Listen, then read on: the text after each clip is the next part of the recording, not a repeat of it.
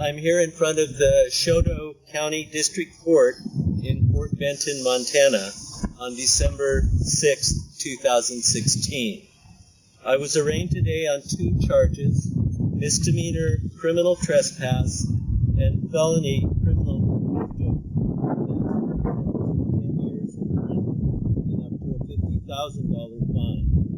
The charges are connected to my October 11th use of an emergency valve to shut down the Spectra Express pipeline near Coal Banks Landing, Montana, just north of the Missouri River. The valve closure was coordinated with the shutdown of 4 other pipelines transporting tar sands oil from Alberta, Canada, to the United States.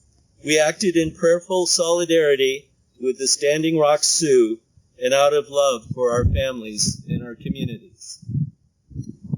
I lived a law-abiding life of responsibility in the workforce for 40 years to support my family and succeed in a career. Now I see my children, my grandchildren, and other loved ones' lives threatened by runaway climate change. Our country is known for decades that a steady, job-preserving shift away from fossil fuel energy sources to renewables was necessary. Instead, political and business leaders allowed that opportunity for a steady, easy changeover to slip through our fingers. They are working together instead to prolong fossil fuel profits, even though the pollution from extraction, shipment, and burning of those fuels is literally killing us. Our increasing use of fossil fuels is doing irreversible damage to the ecosystems that support life. Gradual reductions are no longer enough to save life as we know it for our children and our communities.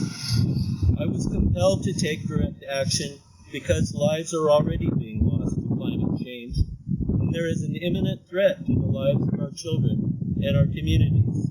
Based on the science and continuing inadequate and harmful actions of government and business, it's reasonable to conclude all our lives will be damaged and many lives lost if I and we fail to act. We're out of time, and we can see there is no hope that our leaders have the resolve and the ability to immediately and dramatically reduce carbon emissions. My responsibility to community, to the rule of law, and to my children and grandchildren now requires me to break laws protecting corporate profits to prevent the greater harm of doing nothing.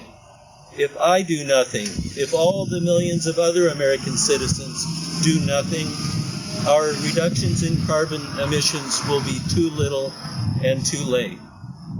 Our only hope is to clearly show we are removing the fossil fuel industry's social license to profit at the expense of life.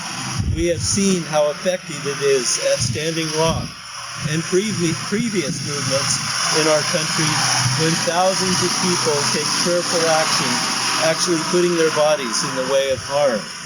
The historic victory of the people against DAPL demonstrates that prayerful, nonviolent, direct action can triumph over corporate greed and destruction of the land and water we all need to survive. These actions provide the societal support and the strong push needed to clear the obstacles away and move us to clean energy. The money and power of those that wish to continue to profit from fossil fuels cannot block our efforts to save ourselves from catastrophic climate change unless we let them.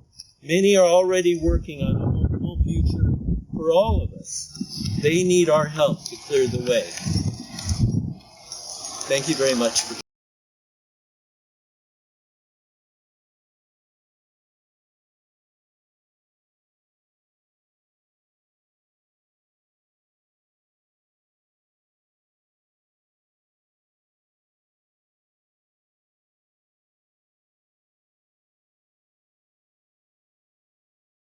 but there's so much of an obstacle that's put up by the money and power of the fossil fuel industry.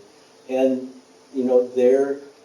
the motivation of those profits and the whole structure of the corporate capitalist system is to put profit above all else. And we're running out of the time period when we can allow that to happen. And so for those of us that are called to do the work, we feel it's really important to actually put ourselves in the way of the harm, in the way that other social movements have done that. In women's suffrage, in civil rights, people were willing to put their own lives at jeopardy because of how important these principles were. Most recently, we saw the folks at Standing Rock, and they are approaching this conflict with prayer and with just an amazing amount of inner strength. It's been, I don't think their stance has been perfect. I think there's some of their people, for instance, on a police line that are being adversarial with those law enforcement officers. But the elders of the Standing Rock Sioux tribe have time and time again pulled those people back and reinforced the attitude of prayer, the attitude of nonviolence, really looking at the Morton County Sheriff's Department and at the National Guard and other sheriff departments that were called in as being as caught in this system that we're in as everyone else. And I think it's that willingness to be vulnerable and actually suffer harm at the hands of that oppression or that exploitation that really turns public opinion. And so that we're trying to draw on that power, the empathy that happens when people see the extent that industry and government and law enforcement will go to quash people's well-being. And so that's the reason that we took the action.